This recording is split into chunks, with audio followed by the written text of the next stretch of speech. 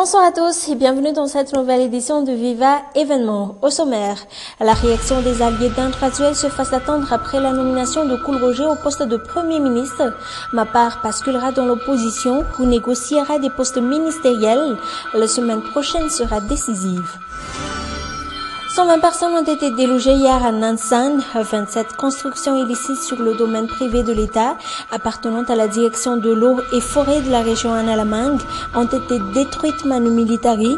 Retour sur les lieux dans le journal de ce soir. Et dans les actualités internationales, au Brésil, l'affrontement entre policiers et manifestants a fait au moins 19 blessés. Les autorités brésiliennes ont décidé de déloger les 5000 personnes qui se sont installées près du stade de Maracanã. Puis le pape François hausse le ton sur la question de pédophilie au sein de l'Église. Des sévères sanctions sont prévues, a-t-il prévenu.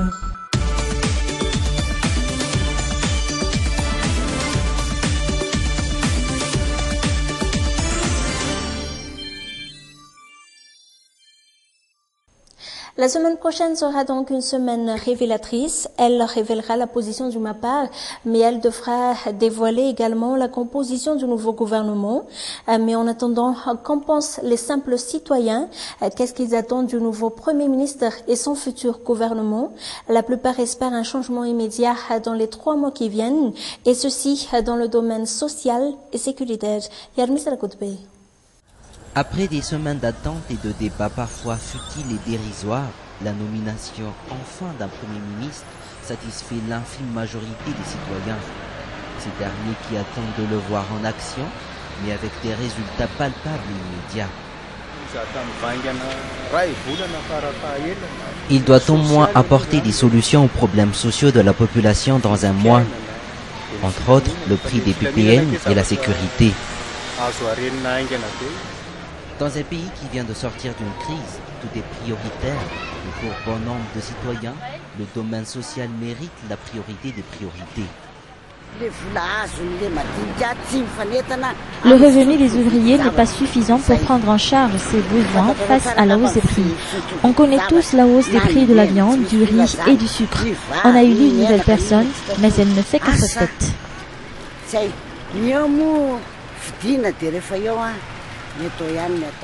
Tâche ardue, le premier défi du nouveau locataire de Mazoari serait de mettre en place dans les plus brefs délais son gouvernement, un processus suivi de près par la population, malgré qu'il soit inconnu du grand public jusqu'à hier. Je me pose la question s'il arrivera à répondre aux besoins de la population ou non.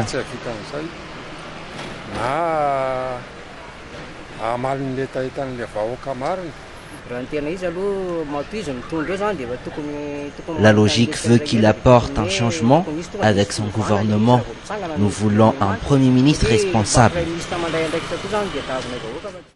Le plus tôt possible, selon les termes du président de la République, au plus tard dans les 48 heures après sa nomination, selon les indiscrétions, le futur gouvernement, le premier de la 4e République, devra refléter l'inclusivité, tant recherchée par la réconciliation nationale, voulue par Eratzon Armampian. Ainsi donc, après 2 mois et 16 jours, Eratzon Armampian s'est fixé enfin sur son choix, à ses risques et périls selon les diverses réactions. Le chef de l'État a opté pour le docteur Kool Roger Laurent Christophe, une nomination au respect de l'article 54 de la Constitution, souligne-t-il devant la presse hier, mais une nomination sujette à débat, non seulement pour la classe politique, mais aussi pour le monde juridique. Que fera le Mapar? Quelle sera sa réaction? Quelle position adoptera ce groupement des proches et alliés de l'ancien homme fort de la transition? Telles sont les questions qui se posent aujourd'hui à la suite de la nomination de Kool Roger à la tête du gouvernement. Une personne qui ne venait pas de ce groupement, même si celui-ci a raflé 49 sièges à l'Assemblée nationale. Reportage. Un secret de Polichinelle, la nomination d'une personne autre que celle proposée par le Mapar au poste de chef de gouvernement n'a pas été une chose nouvelle pour la classe politique, même si l'article 54 de la Constitution, développé par l'avis de la HCC du 17 février, était déjà clair sur le sujet. Quelques heures plus tôt, Tinka Roberto, député élu sous la couleur orange sur ma part, parlait déjà d'une réunion pour déterminer la position qu'ils vont prendre. Étant une plateforme, le MAPAR doit se réunir au vu des circonstances, et ça devrait être le cas après la nomination.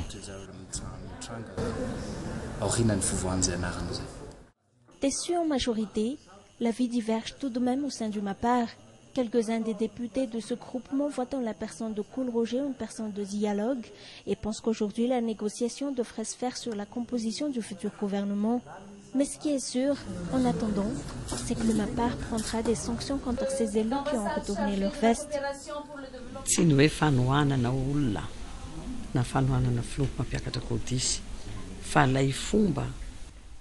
Ce n'est pas le fait de soutenir une personne qui est répréhensible, mais c'est surtout le non-respect du règlement intérieur du parti. Tous les partis disposent d'un tel règlement et d'un organe de sanction pour rappeler à ses membres ces règlements.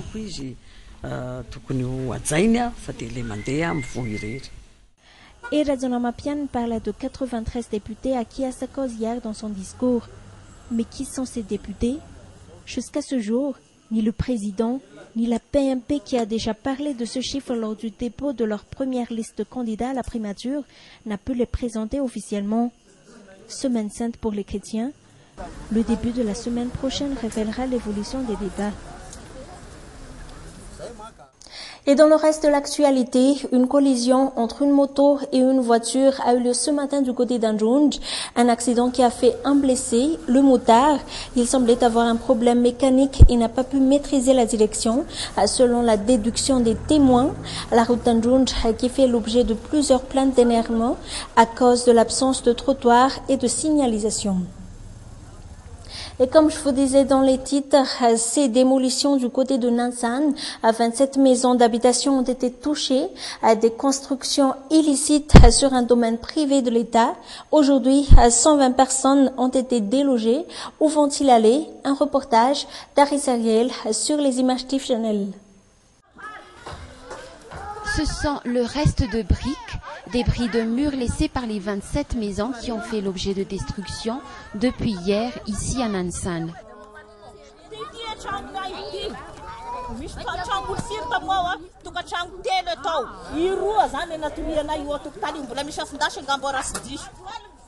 C'est avec un regard vide, le cœur rempli de chagrin, que les propriétaires de ces maisons voient leurs efforts de plusieurs années s'effondrer en quelques minutes. Les meubles ont été rapatriés en un seul endroit. Berthe, cette mère de famille, n'a pas pu fermer l'œil de la nuit pour la sécurité de ses biens. Nous n'avons pas pu s'éloigner d'ici pour sauvegarder les meubles. Mais il n'y a pas qu'elle. Tantel faisait aussi partie des victimes. Sa maison a été démolie, mais elle et sa famille y ont quand même passé la nuit à la Belle Étoile.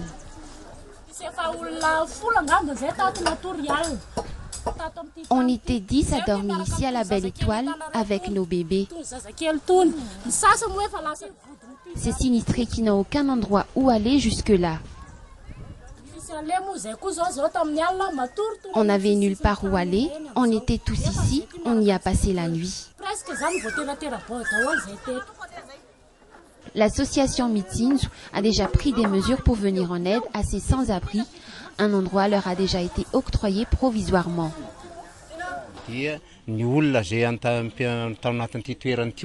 Ceux qui ont eu un peu de moyens avaient pu s'abriter quelque part, mais on a quand même aménagé un endroit ici pour ceux qui sont démunis. Rappelant que les travaux de démolition ont été entamés depuis hier ici à Nansan, les habitants qui attirent l'attention des responsables pour prendre des mesures par rapport à leur situation, ces habitants qui pour la plupart disposent de papiers légaux pour utiliser les lieux. Sans transition, parlons un peu de santé. Depuis hier, les personnels de la santé, plus exactement les médecins, ont tenu des expositions ouvertes au grand public sur le métier, sur le parvis de l'hôtel de ville. Parmi les stands ouverts, celui du centre de cure en alcoolologie, où consommer avec modération a été expliqué. Anne Muriel et Yves Chanel nous en donnent plus de détails. Vu la variété de choix des boissons alcooliques sur le marché, il est actuellement difficile pour les consommateurs de faire une différence entre les degrés d'alcool consommés inscrits à même la bouteille. Je bois du fraîche dans la catégorie des bières. J'ignore combien de taux d'alcool pur il contient.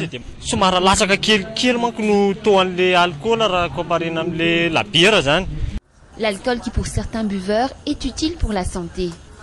Je me pose la question si l'alcool fait grossir ou fait mincir.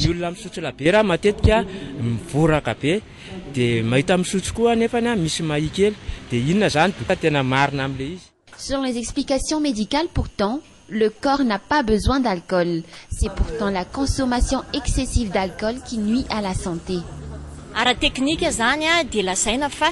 Techniquement, le corps n'en a pas besoin. Une personne en bonne santé n'a pas besoin d'alcool.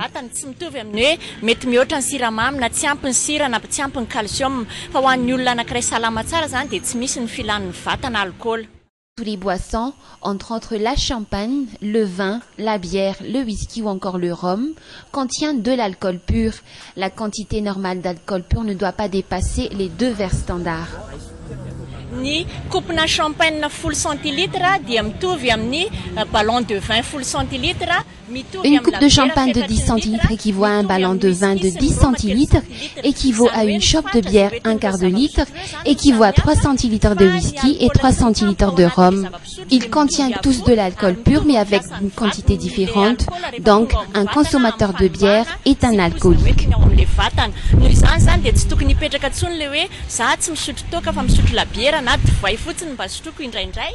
La consommation excessive d'alcool nuit à la santé, mais également à la société, dans le secteur professionnel et dans le domaine familial. Point final à cette édition. Merci de l'avoir suivi. Nous vous souhaitons un très bon week-end, toujours en notre compagnie. Au revoir.